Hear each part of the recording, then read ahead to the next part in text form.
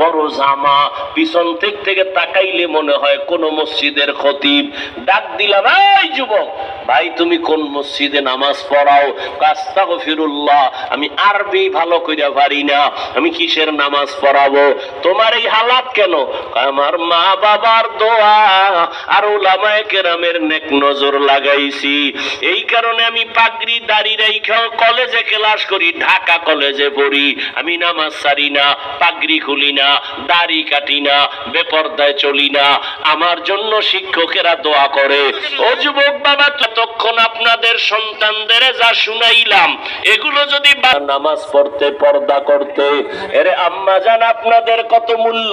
আপনারা তো সাহাবায়ে কেরামদের মায়ের মতো মা, আপনারা তো নবীদের মায়ের মতো দামি, আয়েশা রাদিয়াল্লাহু আনহার মতো দামি নারী, ফাতেমা রাদিয়াল্লাহু আনহার মতো দামি।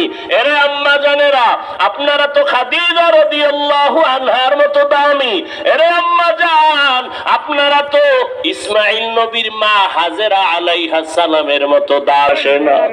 মা বাবা এত কষ্ট করে বাবা, নিজের জন্য করে না, সব পরিবারের সন্তানের জন্য করে। ও মা, যদি স্বামীটার জন্য দোয়া করে বুঝাইতেন আর নামাজের কথা বলতেন, একদিন না একদিন নামাজের দিকে আসতো।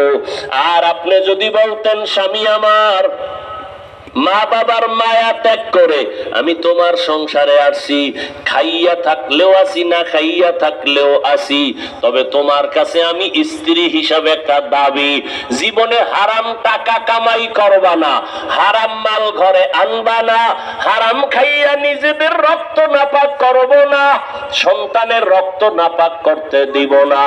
আম্মা জানেরা যদি বুঝাইতেন, কোন স্বামী হারাম মাল ঘরে নেওয়ার সাহস পাইতো না। এরে আম্মা জান,